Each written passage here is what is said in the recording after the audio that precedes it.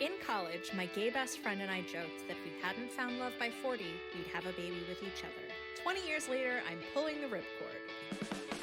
From deciding on solo motherhood to choosing IVF, I'm Meredith, and this is the backup plan.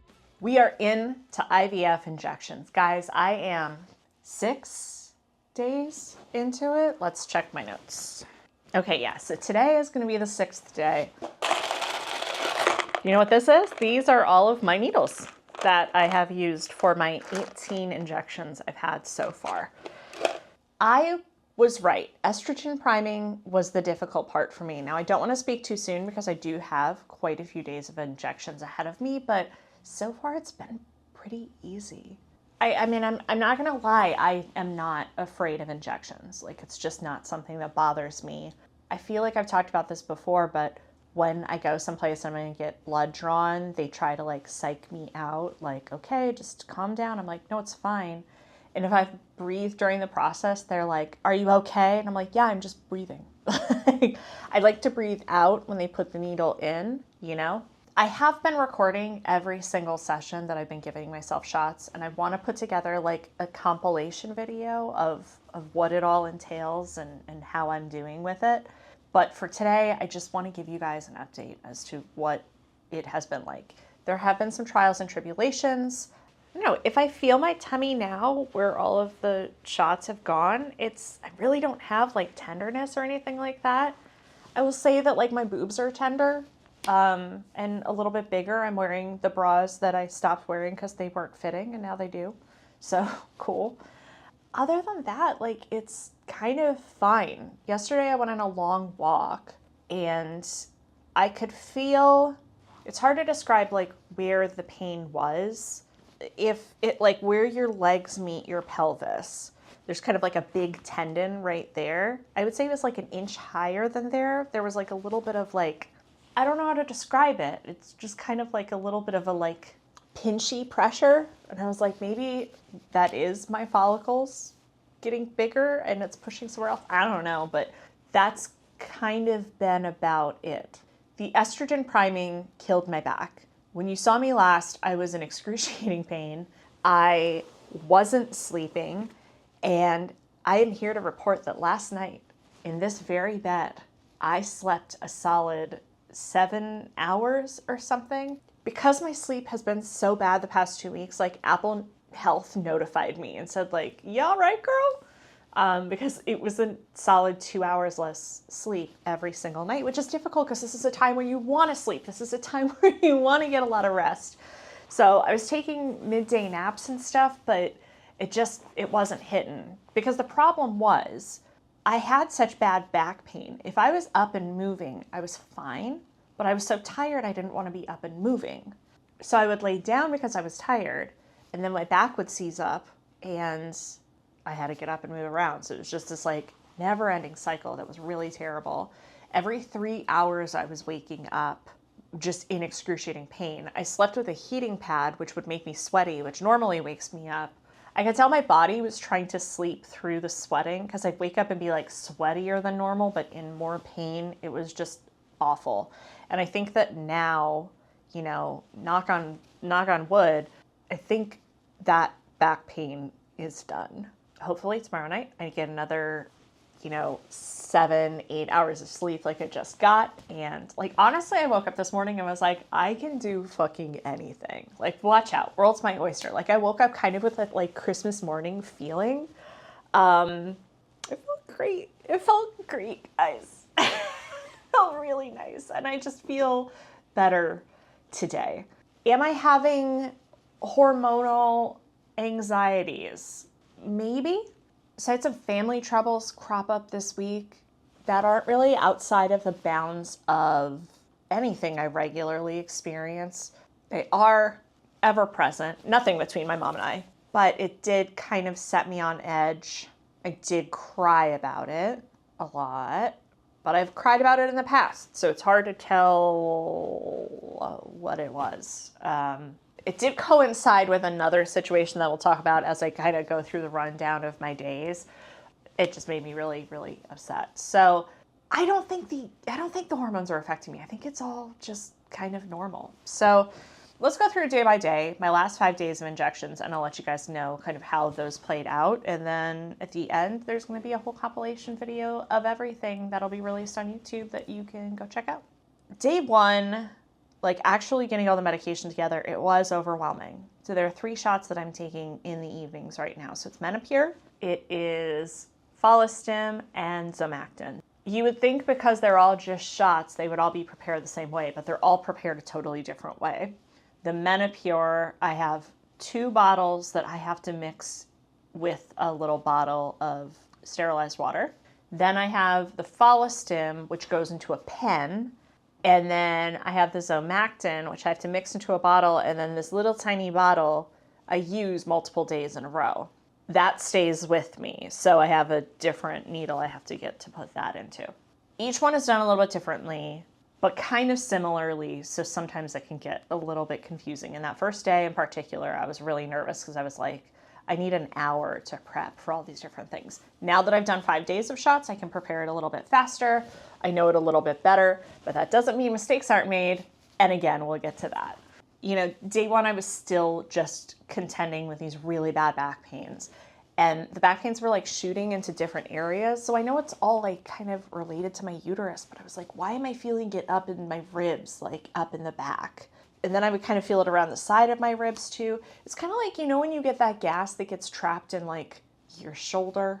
Like I've talked to some people about this and they're like, I have no idea what you're talking about. And then I've talked to other friends who are as gassy as I am. And they were like, oh yeah, like elbow gas. And I was like, yeah, man. It kind of felt like that. It felt like pain that was just being redirected into different places. And I just felt stiff all over. So actually giving the shots was fine that night. I did that in this bed. That's why I'm recording from my bed today, because it just feels appropriate because she's seeing me through a lot. Laying down wasn't difficult. So then the next day I thought, oh, maybe I'll just sit up on the couch and I'll do it on the couch this time. For whatever reason, like the angle just wasn't as good as laying down. So laying down seems to work for me well if I'm propped up a little bit too. The second day I had leggings on and I was like, I just wished I had sweatpants that I could pull down further, because negotiating leggings and like love handles and grabbing tummy fat, and it was all too much. I learned that doing the Menopur first is the way to go for me because I want to get the worst of it over. So Follistim and Zomactin, I really don't like feel anything. And the needles, it's almost like a mosquito bite. Like they're so tiny. The Menopur is a little bit bigger. And then as I'm putting it in, I feel it going in and it does sting. It does burn. It's kind of like a cold burn. And it seems like there's more of that medication I have to pump in. That one I did last on the first day. And I was like, oh, this is easy. Oh, this is easy. So I've learned just do that one first and let it sit for a second and then do the other 2 because they're easier.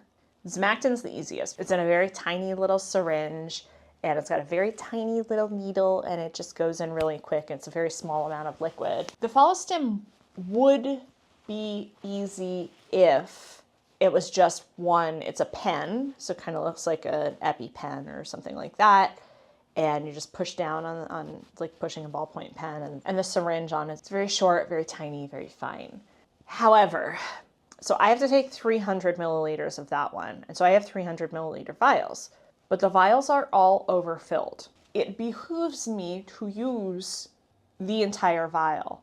So I prepare it, and then I have to bring with me an extra vial. So I've been preparing everything in the kitchen, and then I bring it into my room on a tray, my mise en place, as Ariana said. So when I do that, it's like I prepare the Follistim pen, but then I also bring with me another vial, bring with me another needle, because then I put in as much as I can, and then the pen stops, and I look and I see however many milliliters I have left, like 75 or 200 or 100, whatever.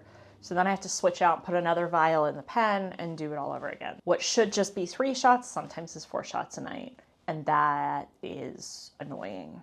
That's just annoying. I wish I had like a big Follistim pen that had all of my medication, just every night I could just use it. But, and no.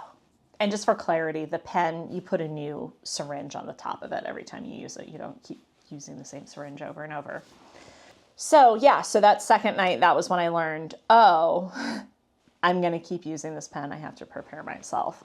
I feel like after that night of shots, I took a note here and I wrote down that I felt energy in my love handles. Take a shot every time I say love handles in this episode. It was just like a weird kind of zip, kind of. But I haven't felt anything since then. The only like feeling I feel afterwards now is the feeling of the menopur when it goes in, and sometimes like for a second or two after, I just sit there with a little ice pack on it.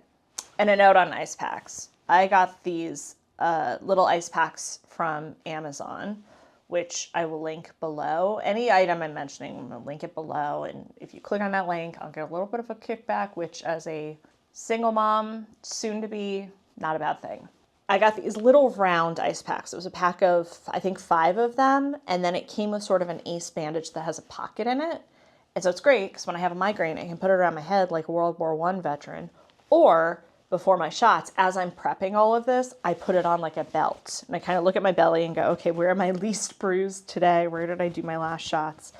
And I just wear it on my belly.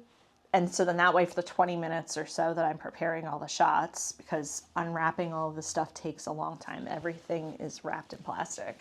I have that iced. So then I do the menopur and then I put the ice pack on, which is nice. Also a note on the wrapping, there's so much trash. And I'm trying to be really good about separating it. And obviously all the sharps go in the sharp container. But like if there's plastic wrap, I save that for like my plastic wrap recycling. And if there are little caps that come off that don't go on the syringes, but they go on either from something else, whatever, I'll put that in the recycling and everything. So I'm trying to be as sustainable as possible, but it's very difficult, guys. And I realized on that night too, that I've gained some weight. I gained since COVID and the loss of my dad and all the grief that ensued from that. I've gained about 30 pounds. And I'm not necessarily mad about it right now because it gives me a good little like skin to pinch. It's a good little pad of fat to put this into. And I'm like, this would be so much harder if I was a skinny mini. I just feel like it would be going like right into muscle and that can be painful. So let's be grateful for the bodies we have at the moment, right? Also, night 2 is when I noticed that my dreams are a little bit more vivid since taking all of this stuff. So I've had some really strange dreams. And if you're into dream analysis, like please tell me, like what does it mean when you dream about big cavernous spaces? Like I have dreams about, there's this version of Vegas in my head. I've been to Vegas and it's not that Vegas, but it's sort of a similar thing where there are all these like really big sprawling spaces connected. And then I also have this version of like Waikiki that is the same, which is not, I've been to Waikiki. It's not like that. But I have these dreams of these big sprawling spaces. And I had a dream that I worked at the Apple store again, which I worked there for a year back in like 2013. And I had a dream that I went back to work there for a day. And it wasn't the tiny little store I worked in. It was this like 3 or 4 Best Buys. Like imagine an Apple store that was like a Costco or something. Like very, very strange. And so that night in particular, I'm trying to remember the dreams that I have too, because they're so strange. I had a dream that I was like in directing class, which is a class I took for my theater major, but it was like a film directing class. And like you could only film during the class. Like, so you had to film a short in a 2-hour class, which is impossible. Not impossible. For the scope I had, it was impossible. But like Harrison Ford was there and he, like I had him explain to everybody who Steven Spielberg was. And then later Tom Holland and Zendaya were there, but we were all like best friends, but like obviously they were together and I was like happy for them. And I was just like so grateful that I got to share in their love.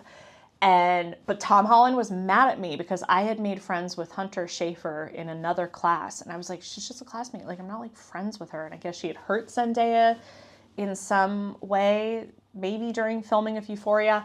I don't know. It was very weird, but Tom Holland was very small and he was crying in a bathtub.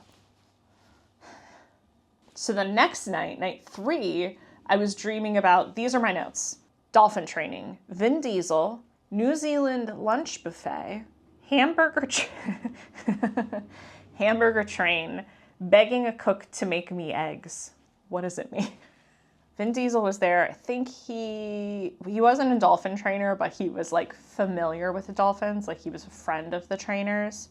And we were in New Zealand. I don't know who we was, but just like, I knew I was with a group of people. And there was a lunch buffet, but like it was brunch time. And some of the people that I was with, it was like, I think it was a group like vacation. And some of the people I was with had gotten breakfast items, but I was like talking to people, maybe the dolphin trainers, and I missed it. And so then I like asked the cook behind the lunch buffet, I'm like, I know you've put out the lunch food, but can I please have eggs? Like, what do I have to do for you to make me eggs? And he's like, oh, there's some stuff over there. And I went, and there was like a machine that made hamburgers, but it was a train. It was a hamburger train. So a little train like went around a track, and it was like assembly line of it would like, it was very like Willy Wonka in fashion. Like, so that was day 3. Day 3, I went back to the bed too. So it was, I had a little comfy space. Day 4 was when I had my emotional breakdown. As mentioned before, the Menopur bottles, I have 3 of those, and I have 1 Zomactin bottle. So they're all the same size. I also mentioned earlier, there's a lot of trash that is involved with this. Maybe you see where I'm going with this. Day 4, I got out all my stuff to prep, and I was like, where is my Zomactin bottle? Where is the $600 vial of Zomactin? In the trash. I threw it away because everything is just all together, and there's so little liquid in the Zomactin vial. So I'd already done 3 shots with it, but there were probably like another 2 shots in there, which does mean I'm going to have to buy another bottle of Zomactin. And this is the one that I was like considering going to Tijuana to get. Like, it's difficult to get. There's no other place to get it except for Schraff's, which is fine. They have it. It's not the end of the world. I FaceTime my mom as I'm doing all this because she wants to be involved and she wants to support, and she feels terrible that she's not here right now. So she was telling me it's fine. It's sort of this ingrained thing I have from when I was a kid of like screwing things up, and this mortal fear of like, what am I going to do? This is the end of the world. And I just felt like, shit, this is the end of the world. You know, she is helping me pay for this medication. It would be one thing if I had totally disposable income and it was like, it's fine, I'll buy it. But that stuff is like priceless to me at this moment. Although there is price on it, and my mom can help, and we're okay, and it'll be fine. But it was a really shitty feeling. And then coupled with the family drama that I'm going through, I just sobbed. I cried so hard. I think it was a good breakdown that I needed to have. I don't begrudge myself it, you know, like I needed to feel those feelings, and ultimately I feel like stronger for it. The drama that's going on with my family and the ways that certain people have reacted to the process, or not reacted to the process either. It's illuminating. The support that I'm getting from people really shows me like, they may be friends, but that's my family. Those are my people, the ones that are there supporting me, not the people who don't support me. I'll just leave it at that. So I don't want to stir up any more trouble. That was a hard night. And then yesterday, I went to the doctor to get all of my follicles checked, and everything looks great. I had my labs taken. They said to maintain the same dosage that I'm taking right now. I had a transvag ultrasound, and she counted all my ovaries, and most of them are growing. Most of them are responding pretty well. My tech said that sometimes, she's really funny. She uses a party analogy, and she also listens to this podcast, so hey girl. But she uses the party analogy of like, we're having a party right now. This is like a little like follicle dance party. And I've invited all of them, but some don't RSVP. And some that didn't RSVP do end up showing up. And some that do show up don't want to take the drugs because they're not interested in the drugs, but they may be interested in the drugs later after they see how much fun everybody's having. I asked too, I was like, how about +1s? Do we have any +1s? And she was like, yeah, sometimes a follicle might drop 2 eggs. So you never know, and we just maintain a certain course here, and you know, we just keep hosting the party, and that's all I'm doing, is just hosting a little party in my belly. I'm feeling good now that I've gotten a full night's rest, and I went for that long walk yesterday, and I also went to the grocery store and stocked up on like hella snacks. So I'm set. Everything is feeling good except for the family drama. Everything is feeling good. I'm just touched by the response I'm getting from people. I'm touched by the messages that I'm getting from you guys. It's just nice. I will say that during this period, it is really difficult to maintain a sense of like realistic thinking versus optimistic thinking. And it really isn't a versus thing. It shouldn't have to be a versus thing. It's an and thing. They just have to live together. But it's really hard to keep thinking to myself positively of like, this is great. This is going well. Everything's going to work out just fine. Coupled with, well, IVF only works 50% of the time. I did have a conversation with Michael yesterday, which was really great because he's had some different thoughts about our arrangement that he's been, I don't want to say struggling isn't the right word, but just like considering in his mind. And he has sought out people who were like the children of donors raised by single moms and stuff. And he was able to have a really good conversation with a friend of his who allayed some of the fears he's been having. And then we ended up talking about it. And again, I've mentioned this in the past, but just, I can't help but feel like what he and I are pursuing is so much more planned out than like so many pregnancies I've witnessed. Like, not to hate on y'all if you're a heterosexual couple who just had a baby, but like damn, we're talking about our feelings a lot. And we're like talking through like how we feel about discipline and how we feel about education and how we feel about like worldliness. And it just feels good. It just feels like so in sync. And I couldn't be more glad that I'm doing it with him. Like, I have this question about, do I want to do the embryo testing when the time comes? And I love that I can go to him and be like, can you watch these couple YouTube videos and like tell me what you think? Because you are like, lab work is his line of business. He understands it really well. So I'm like, watch these videos and tell me what you think. And I will get a solid answer from him. It's just great. I'm just really tickled. What else did we talk about?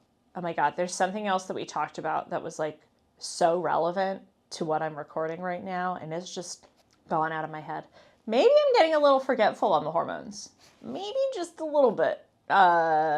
See, earlier when I said I threw away a $600 vial of medication. Oh, I know.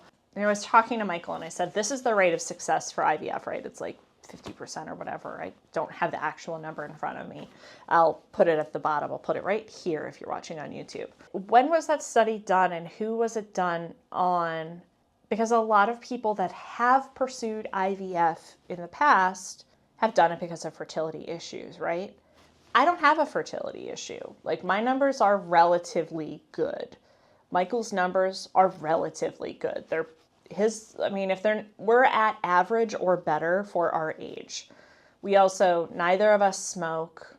I drink more than he does, but I also like go through really long bouts of sobriety because I'm not going out, or I just don't have an interest in it like I used to. So he stays pretty active. I'm a fidgeter by nature, so I'm always up and around and flitting about. So active enough. Like, I wonder what the success rate is on IVF for people who don't have fertility issues, right? Like, am I crazy to think that I'm in a better spot because health-wise I'm in a better spot? I don't know. That being said, I turned 40 in January. So, who knows?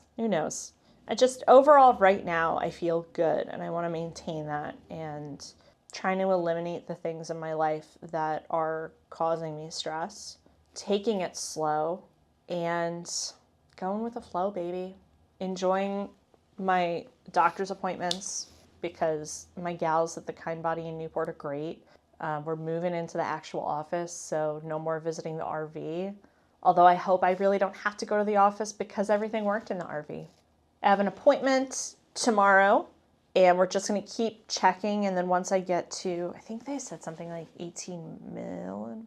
When my follicles grow to be about twice the size they are right now is when I start taking an additional shot. And I guess sometime next week is going to be the egg retrieval. nervous because I haven't lined anybody up to take me to that. And that's going to be a thing.